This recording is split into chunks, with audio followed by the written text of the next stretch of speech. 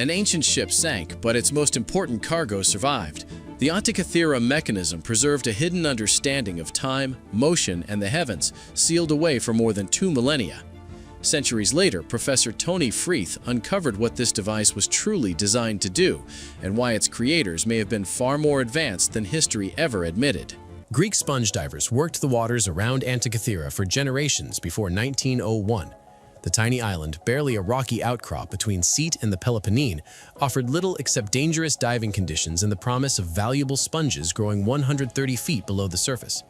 Captain Demetrius Kondos and his crew of 6 divers had stopped there only to shelter from a storm that spring. They decided to try their luck while waiting for calmer seas. The first diver to descend was Elias Stadiatis. He expected to find sponges. Instead, he surfaced frantically, babbling about corpses and horses scattered across the seafloor. Captain Kondos thought nitrogen had affected his mind and descended himself to verify. He came up some minutes later, babbling about naked men and horses on the seabed. What Kondos discovered was not death, but antiquity, frozen in time. The bodies were bronze and marble statues, their features softened by 2 millennia of marine growth, but still recognizably human. Pottery amphora lay scattered among the sculptures, their painted decorations faintly visible beneath the algae. This was clearly a Roman vessel from the 1st century BCE, carrying Greek treasures when it foundered against Antikythera's cliffs. The salvage operation that followed would last until September, with the Greek government sending naval support. Among the recovered treasures, someone hauled up a mass of corroded metal about the size of a large dictionary. It was completely encased in limestone-like concretion formed by centuries of calcium deposits. The object had no artistic merit, no obvious value. The salvage team tossed it into a wooden crate with pottery fragments and other debris. For 8 months, it sat in the National Archaeological Museum in Athens while curators focused on the statues and jewelry. Then, Athens' dry climate worked its chemistry. The concretion began splitting along natural stress lines, and archaeologist Valerio Stasis noticed something impossible in one of the cracks. A gear wheel with teeth barely a millimeter long, cut with mechanical precision that shouldn't have existed in the ancient world. The impossible object. The gear teeth were smaller than grains of rice, yet each was identical to its neighbor. They meshed together with tolerances that modern watchmakers would recognize, forming a complex mechanical chain housed within what had once been a wooden box. To see such gears in 1902 was to confront a historical absurdity. According to every accepted timeline of technology, the 1st century BCE was an era of pottery wheels, simple pulleys, and rope mechanisms. The most complex devices were water clocks that used flowing liquid to mark time. Precision metalwork belonged to medieval Europe, appearing first in astronomical clocks built for cathedrals around 1300 CE. Manufacturing these gears would have required tools that the ancient world supposedly never possessed. Each tooth needed to be cut at exactly the same angle and depth. The craftsman would need a dividing engine to mark the gear blank into perfectly equal segments. They would need specialized files no thicker than a human hair. Most critically, they would need mathematical knowledge sophisticated enough to calculate gear ratios that could track celestial movements. The bronze alloy itself showed remarkable consistency, suggesting advanced metallurgical knowledge. As the museum staff carefully separated the fragments, the count reached 82 pieces. Some contained single gears, others showed multiple wheels fused together by corrosion. The largest fragment revealed at least 5 gears stacked on parallel axes. Inscriptions in ancient Greek covered many surfaces, though most were too corroded to read. The sheer complexity suggested this was not some experimental prototype, but a mature technology refined through generations of development. The discovery challenged everything historians believed about the capabilities of the ancient world. Finding this mechanism in an ancient shipwreck was equivalent to excavating a laptop computer from a medieval castle. It was an artifact displaced in time, evidence of knowledge that history said shouldn't exist.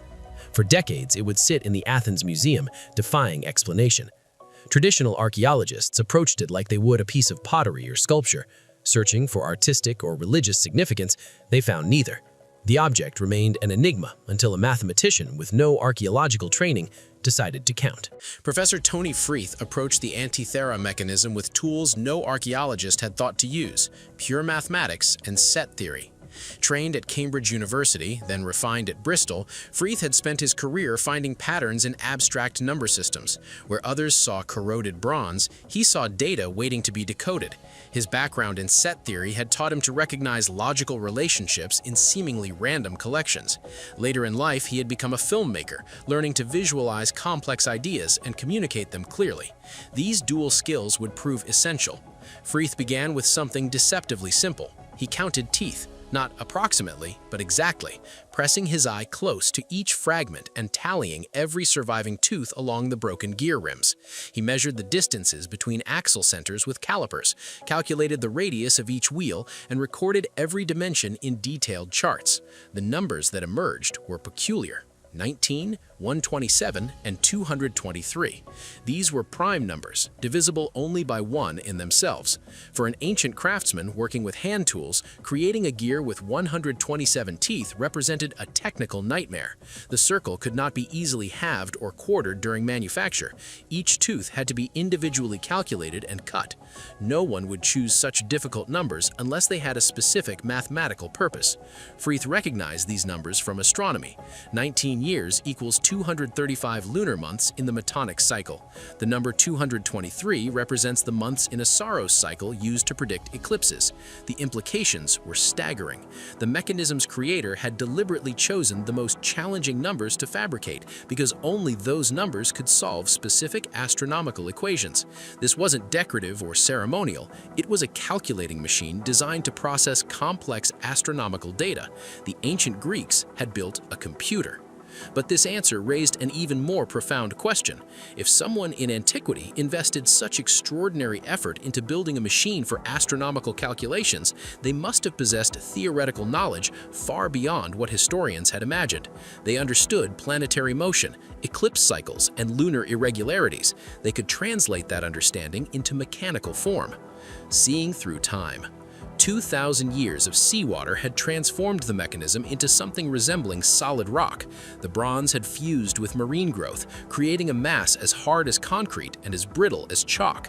Any attempt to separate the layers mechanically would shatter the only example of its kind. The gears, axles, and inscriptions were locked inside an armor of corrosion that seemed impenetrable. Traditional archaeological methods had reached their limit. Freeth made a decision that would have seemed like science fiction to earlier researchers. He arranged to transport an 8-ton X-ray computed tomography scanner from Britain to Athens. The machine, nicknamed Blade Runner, was originally designed to detect microscopic fractures inside jet engine turbine blades. It could generate X-rays powerful enough to penetrate dense metal while creating images with resolution measured in microns. The logistics were staggering. The scanner had to be partially disassembled, shipped across Europe, and reassembled inside the Athens Museum. When the machine powered up and began its work, the impossible happened. The X-rays sliced through the corroded mass like light through glass, creating digital cross-sections thinner than a human hair. Layer by layer, the mechanism revealed itself on computer screens. 30 interlocking gears appeared in 3 dimensions, their teeth still sharp despite the centuries. Some gears were the size of coins, others as large as a palm, all connected through a complex system of axles and bearings. The precision was breathtaking, but the gears were only part of the revelation. As Freeth magnified the images, text appeared everywhere. Thousands of tiny Greek characters, each only a few millimeters tall, covered the inner surfaces of the bronze plates.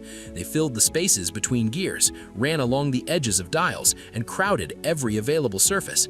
The mechanism had been speaking all along, waiting for technology advanced enough to hear its voice. What it said would transform the understanding of ancient science. The inscriptions were not religious invocations or philosophical musings.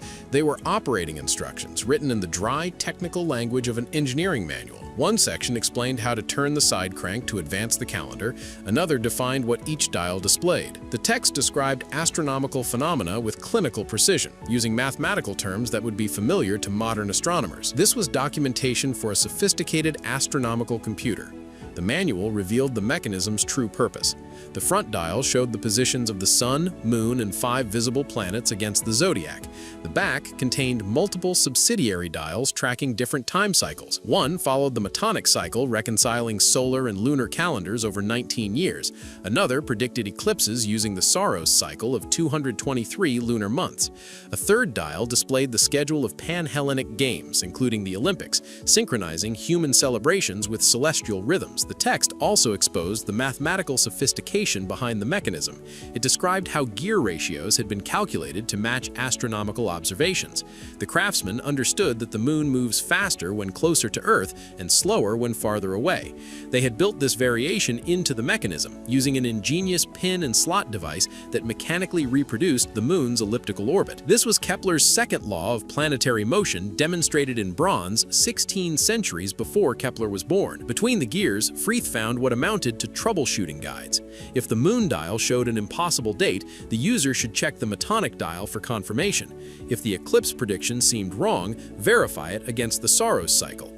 The ancient engineers had anticipated user error and built redundancy into their design.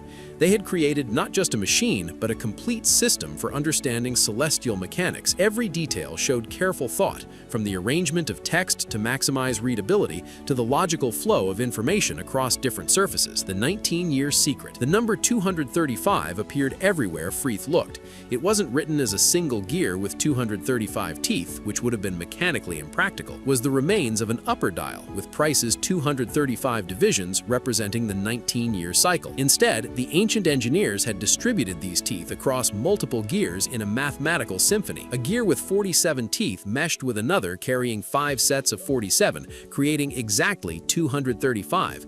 The precision was deliberate. This number represented one of astronomy's most elegant relationships. 235 lunar months equal almost exactly 19 solar years, a pattern discovered by the Greek astronomer Meton in 432 BCE. The Metonic cycle solved a problem that plagued every ancient civilization. Lunar calendars based on the moon's 29.5-day cycle drift out of alignment with solar years.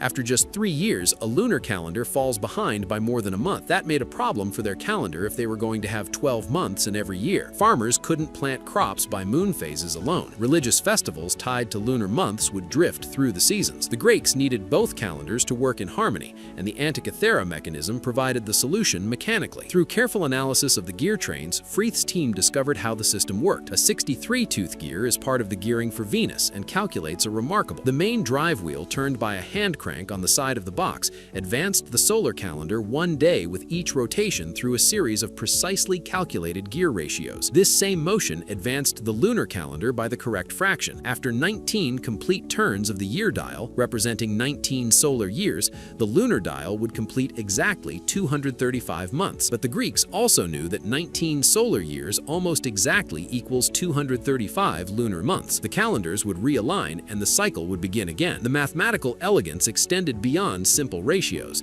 The mechanism's designers had accounted for the fact that 235 lunar months is actually 6,939.6 days, not quite 6,940. They built in subtle corrections through additional gearing that would adjust the alignment over longer periods. This level of precision required not just observation, but sophisticated mathematical modeling. The Greeks had effectively programmed astronomical algorithms into bronze, creating a mechanical computer that could project calendar dates forward or backward through time. A few turns of the crank could show the moon phase for any date decades in the past or future.